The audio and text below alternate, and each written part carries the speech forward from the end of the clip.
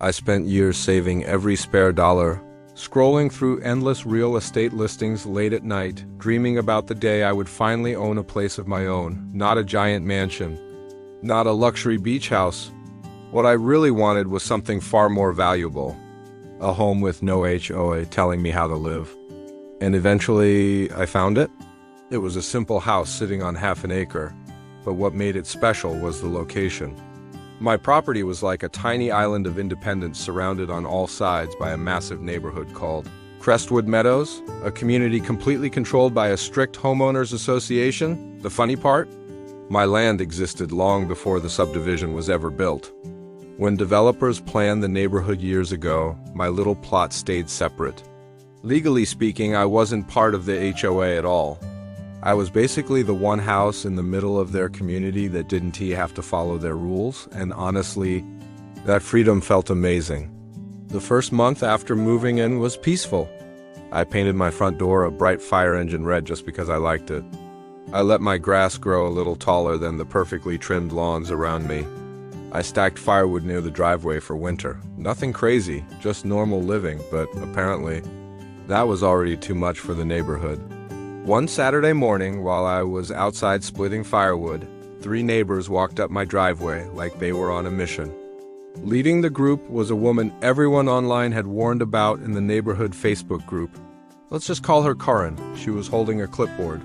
And if someone shows up at your house with a clipboard, you already know the conversation isn't going to be friendly. She gave me a tight smile and said, "Good morning. We're from the Crestwood Meadows Welcome Committee." I leaned on my axe and nodded politely. "Morning. But just so you know, I'm actually not part of Crestwood Meadows." Her smile instantly stiffened. "Well, technically no," she said, "but since your property is surrounded by our community, we want to make sure the neighborhood maintains a consistent appearance." Then she pointed directly at my firewood stack. "Our bylaws require all firewood to be stored out of sight behind a fence or inside a shed." I looked at the pile, then back at her. "Right. But again, your bylaws don't apply to me." One of the other neighbors chimed in and pointed toward my old pickup truck, parked in the driveway. "And commercial vehicles aren't allowed either." I stared at my truck. It was a 10-year-old Ford F-150 with a little rust and some scratches. Nothing fancy, but it got the job done. "That's not a commercial vehicle," I said. "It's just my truck," Karen sighed like she was explaining something obvious to a child. "We're just trying to protect property values for the entire neighborhood." At that point, my patience was gone. "I understand," I replied calmly, "but this land is mine. I follow city laws and pay my taxes. Your HOA rules don't apply here." Then I picked up my axe and went back to splitting wood. Conversation over. They stood there awkwardly for a few seconds before walking away. Unfortunately, that wasn't the end of it. Over the next week, I kept finding little passive-aggressive notes on my windshield. "Your lawn looks messy. That truck lowers neighborhood value. Please, respect the community." I started collecting them like weird trading cards. But the real drama happened the following weekend. I was sitting in my backyard drinking coffee when I suddenly heard shouting. Karen was standing near the edge of her perfectly trimmed lawn pointing her phone at me. "I'm calling the police," she yelled. "You're trespassing on community green space." I nearly spit out my coffee. "Karen, this is my backyard." But she kept filming and ranting about how I was destroying protected HOA land. So I just went inside and waited. About 15 minutes later, a police cruiser rolled up. The officer stepped out looking like a man who had already had a very long day.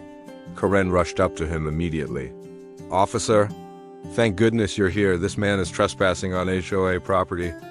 The officer looked at me. "Sir, what's going on here?" I walked inside, grabbed a folder, and came back with 2 documents.